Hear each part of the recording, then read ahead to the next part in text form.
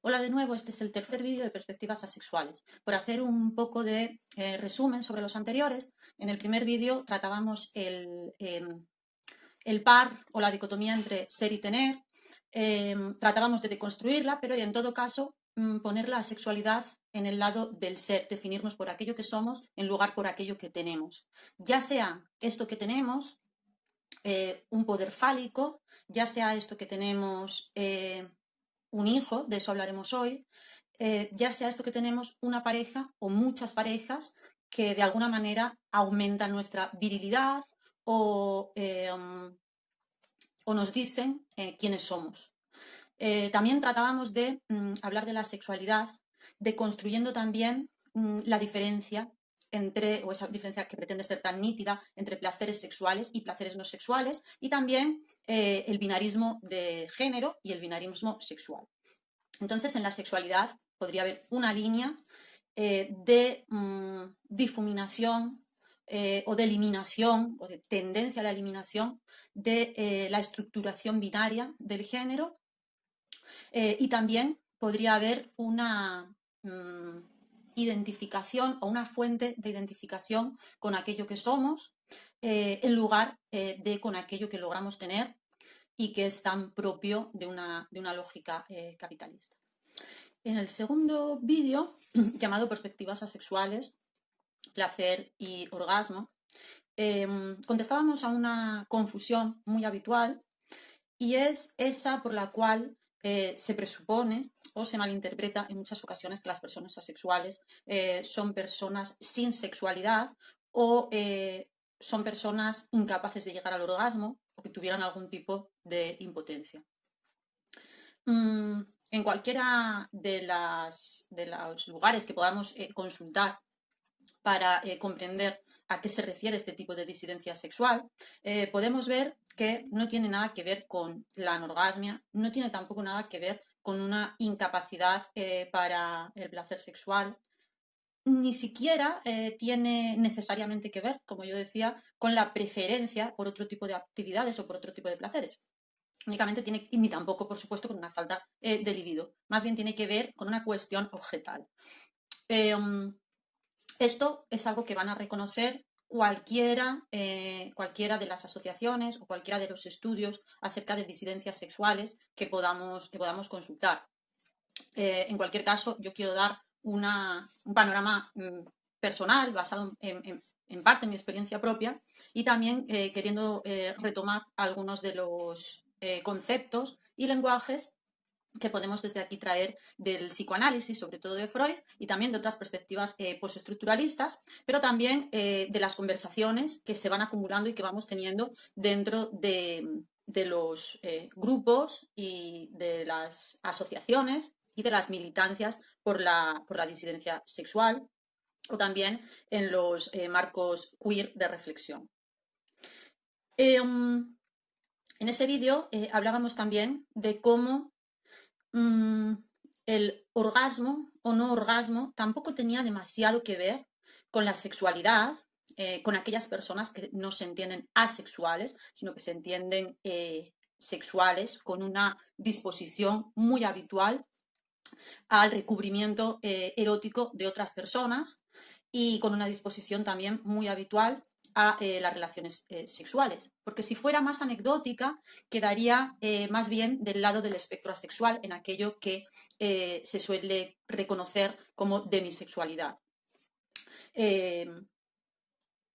Usada también para algunas personas que o su frecuencia sexual no es, o su apetencia sexual hacia otras personas, su apetencia en establecer relaciones sexuales es más bien baja, o depende muy altamente de un tipo de condiciones o de un contexto emocional muy determinado.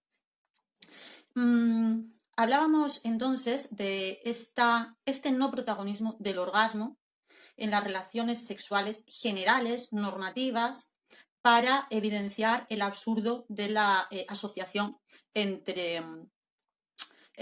asexualidad como modo de la disidencia sexual y anorgasmia. El orgasmo tampoco tiene un protagonismo tan grande como el que se quiere hacer ver bajo muchos discursos un tanto reduccionistas, en el deseo de establecer relaciones sexuales dentro de lo que se entiende por normalidad.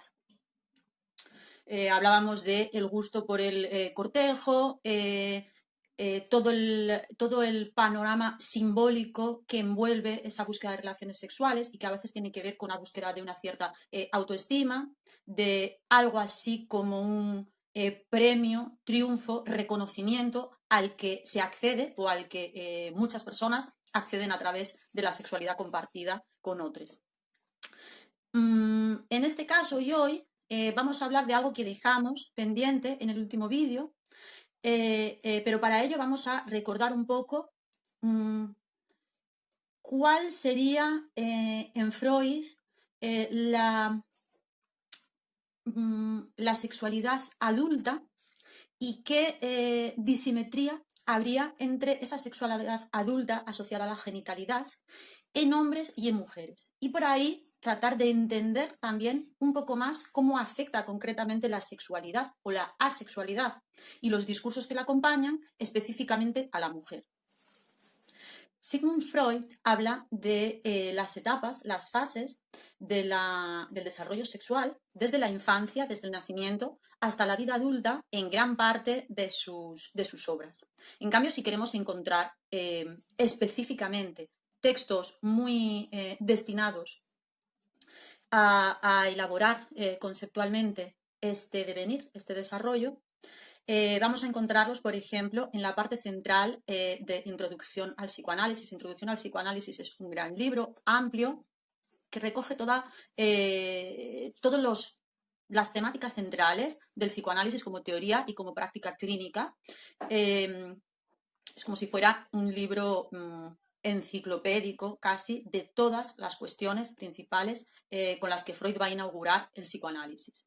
Lo que hace en este libro, en el que todavía usa la primera tópica, va a ser mostrarnos las apariciones del inconsciente en diferentes ámbitos. Va a mostrarnos las apariciones del inconsciente en los actos fallidos, que también podemos encontrar en un libro dedicado exclusivamente a explicarlos, que se llama Psicopatología de la vida cotidiana. Nos va a mostrar la aparición o manifestación del inconsciente, también los sueños. Podríamos luego ampliarlo en la interpretación de los sueños, que son 3 partes. En los libros de bolsillo habitualmente vienen diferenciándose en 3 volúmenes distintos.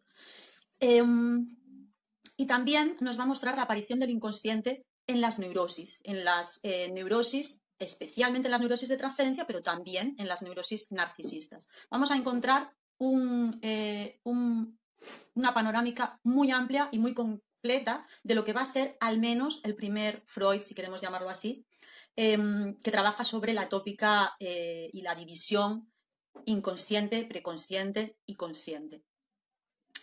Yo diría que es un libro que nos serviría para arrancar la obra de Freud y para poder entender y contextualizar esos otros artículos y esas otras partes de su obra en las que se dedica concretamente a algún aspecto o al análisis de alguna institución.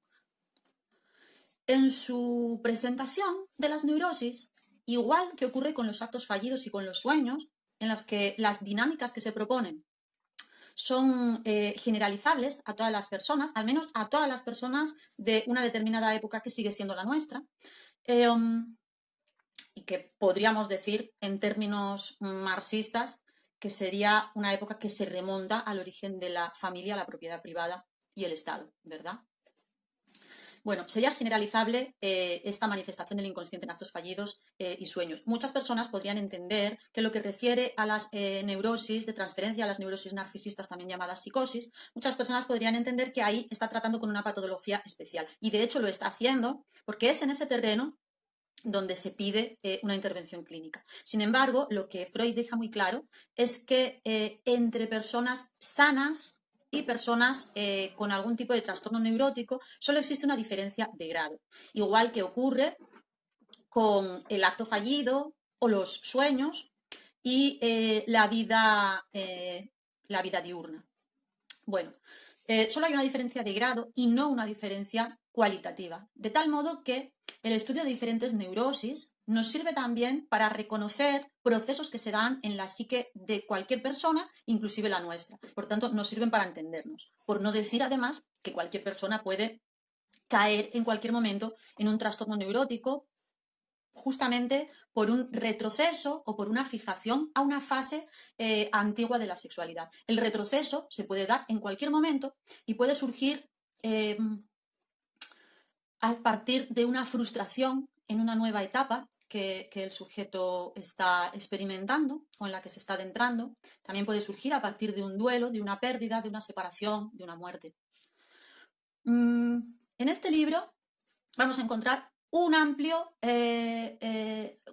argumentario, una amplia explicación muy clara, además, muy precisa, muy fácil de leer y con muchos ejemplos y casos acerca de, como decíamos antes, de las fases sexuales en el centro de introducción al psicoanálisis, ¿verdad? Entre la explicación de los sueños, de la aparición del inconsciente en los sueños y la aparición del inconsciente en las neurosis.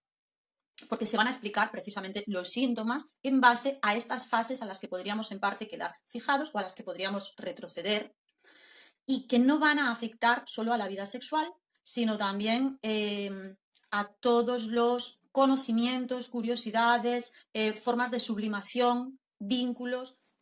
Una cosa que deberíamos recordar siempre es que la teoría de Freud no pivota sobre la sexualidad. Muchas personas entienden o reciben cualquier comentario referido al psicoanálisis o a la teoría freudiana como si hubiera una reducción a la sexualidad. No, ni siquiera el sexo, ni siquiera la libido es el principio de la teoría clínica y psicológica en general o metapsicológica de Freud, sino que sería más bien la teoría de la represión, la cual podría ser también objeto de críticas o de limitaciones, pero en todo caso hay que tener bien claro que es la teoría de la represión la que va a conformar el concepto de inconsciente y el concepto también de las fallas en la socialización y de las fallas también en el modo de... y las fallas también en el modo de entender el mundo, entendernos con nuestra propia corporeidad y relacionarnos con las demás personas. Y también nuestras capacidades para sublimar en el deporte, en el trabajo, en el arte, que es lo que especialmente me interesa. Sin embargo, no solo en este libro es donde encontramos apreciaciones y una explicación sistemática de la sexualidad y las etapas sexuales en Freud, sino que luego también como apéndice podríamos escoger 3 ensayos sobre teoría sexual, en la que es un artículo en el que Freud se detiene a analizar las desviaciones, las perversiones. La palabra perversión no tiene en principio ninguna connotación negativa, es la versión de... son otras versiones de otras cosas. En el caso de Freud, las perversiones siempre van a tener una explicación de fijación o regresión. Es decir, las perversiones sexuales van a ser o se van a constituir como alguna suerte de sexualidad infantil. Recordemos que al niño o a la niña la considera Freud perverse polimorfe. Esto quiere decir que tendría repartido a lo largo de su cuerpo zonas erógenas medio indiferenciadas, medio que podría obtener diferentes placeres a lo largo de todo su perímetro de piel, de su perímetro de superficie del cuerpo. Esa clasificación que hace de las perversiones va a ser una clasificación por perversiones en cuanto al acto y perversiones en cuanto al objeto de deseo y perversiones en cuanto a el término o finalidad de la sexualidad. No vamos a dar repaso a todas ellas, además es muy fácil de leer y simplemente estoy dando la referencia bibliográfica. Dentro de esas perversiones va a considerar que ninguna de por sí es patológica mientras funcione como, y aquí es donde encontramos nuestro problema, mientras funcione como preámbulo. De lo contrario, todos seríamos perverses patológicos, ¿no? Un beso es una perversión, la contemplación es una perversión, el amor, dice, es una perversión, todo aquello que nos hace erotizar o sexualizar partes del cuerpo incluso a la persona por completo en lugar de sus genitales, sería una perversión. Otro modo de entender y de vivir la sexualidad que estaría separado, distinguido y a veces incluso reñido de la cópula en la que la sexualidad permite también la reproducción. Sin embargo, mientras que en el humano varón, ese estadio adulto y genital, ese estado de centralización de las pulsiones y de las erogeneidades parciales, se va a dar en la genitalización que tiene que ver con su placer y orgasmo, más que con la fantasía o imagen de convertirse en padre. Aunque luego esto pudiera ser una consecuencia del acto sexual o de esta utilización de sus placeres. Pero en la mujer encontramos una rareza que queda sin explicar. ¿Por qué? Porque cuando la mujer se considera sexualmente adulta, según Freud, según el psicoanálisis, habría llegado a establecer la vagina, esa contraparte en la penetración vaginal, en la cópula tradicional y que permite la reproducción, y no el clítoris, que como sabemos es ese genital que haría las veces de central, que haría las veces de pene o falo masculino. Sin embargo, ese clítoris, esa parte de nuestro cuerpo femenino, vamos a decirlo así, sé que luego puede haber hombres, mujeres, intermedios que puedan tener genitales varios. Vamos a hablar de genitales femeninos para referirnos al clítoris y, bueno, a voluntad propia, no tanto a la vagina, aunque así se haya entendido. Entonces, el clítoris queda un poco desfigurado y, de hecho, la mujer fijada en el placer clitoriano no sería la mujer adulta. Es decir, aquí hay una disimetría con el desarrollo sexual del varón o del macho. Esto es raro porque Freud es consciente de que el clítoris es el órgano de la mujer, es el órgano genital que permite o donde se va a centralizar o a sentir o de donde va a partir el orgasmo, aunque la estimulación pudiera ser en otras partes del cuerpo. Entonces, ¿qué es lo que está pasando? ¿Por qué esa mujer clitoriana es una mujer infantil, mientras que el hombre fálico es el hombre adulto? De nuevo, volvemos a la cuestión del orgasmo. Si la cuestión de la sexualidad fuera el orgasmo o la capacidad de orgasmo, y al mismo tiempo la sexualidad tuviera que ver con un objeto, con un revestimiento objetal adulto, estaríamos hablando del clítoris como órgano sexual femenino adulto. Sin embargo, no es así. La mujer clitoriana va a ser infantilizada, histerizada, y el clítoris va a quedar como formando parte del autoerotismo. De ahí que quiera también vincularlo a la sexualidad. Y de ahí que quiera también lanzar la pregunta tanto a mujeres como a hombres con clítoris y o vagina, lanzar la pregunta de si no somos muchos más les asexuales de lo que parece, en la medida en que el autoerotismo se considera parte de la sexualidad, en la medida en que no proyecta esa sexualidad sobre un objeto externo. En realidad, importaría poco que esa estimulación del clítoris fuera hecha por parte de nosotros mismos o fuera estimulada por otra persona. Se vería igual como un modo de autoerotismo, como un tipo de masturbación.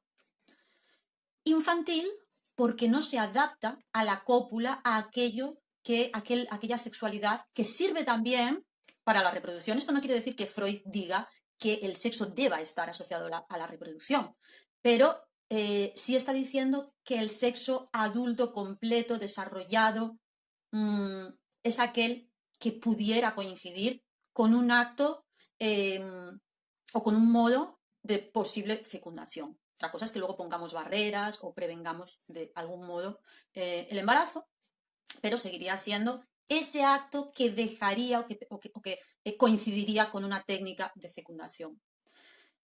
Y no es así como lo vemos muchas mujeres y muchos hombres con una genitalidad femenina. No es así como lo vemos, no lo vemos un modo de fecundación y poco más. ¿Cuántas son las personas que realmente han sexualizado placenteramente la vagina? Ni siquiera Freud pretende que esa sexualidad vaginal lleve al clímax. Cuando Freud habla de la mujer adulta, de la mujer vaginal, no pretende que haya logrado un tipo diferente de orgasmo, que sería el vaginal. No pretende que haya logrado un placer sexual, un clímax distinto que el clitoriano, distinto por tanto de su placer autoerótico. Lo que pretende, más bien, es que la mujer adulta, centralizada su sexualidad, haya más bien, ¿cómo se dice?, renunciado parcialmente al orgasmo y al clímax del placer sexual en favor de otro tipo de fantasía, que sería la fantasía del bebé. Entonces, no pretende que la mujer, por haber crecido y por estar desarrollada como adulta sexual, tenga orgasmos vaginales, sino que lo que quiere decir es que habrá desplazado en importancia el orgasmo y el autoerotismo clitoriano, sea en soledad, sea asistido, para recubrir eróticamente la maternidad, la ilusión del bebé, la ilusión de reproducción. Y cambie el placer sexual clitoriano que la haría bien infantil o que la haría fálica y por tanto la haría histérica o la haría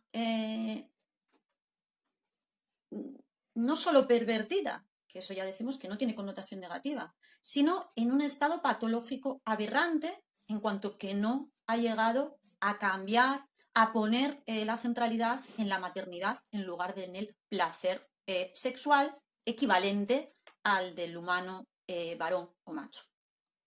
Entonces veamos lo que se nos está diciendo. Se nos está diciendo, aunque sea de forma indirecta, que la sexualidad femenina adulta está orientada a la maternidad, a no ser que patológicamente haya quedado prendida, fijada o haya vuelto, retornado por algún tipo de frustración, de duelo mal elaborado, de indefinición en la identidad sexual, haya quedado fijada al autoerotismo clitoriano.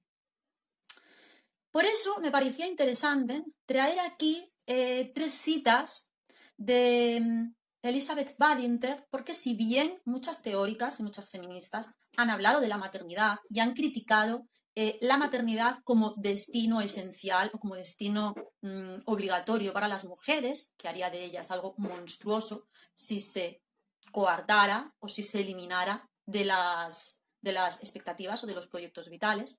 Elizabeth Badinter ha analizado y es citada por muchos otros estudiosos cada vez que se quiere hacer bien filosofía, bien sociología, bien psicología e historia de la maternidad.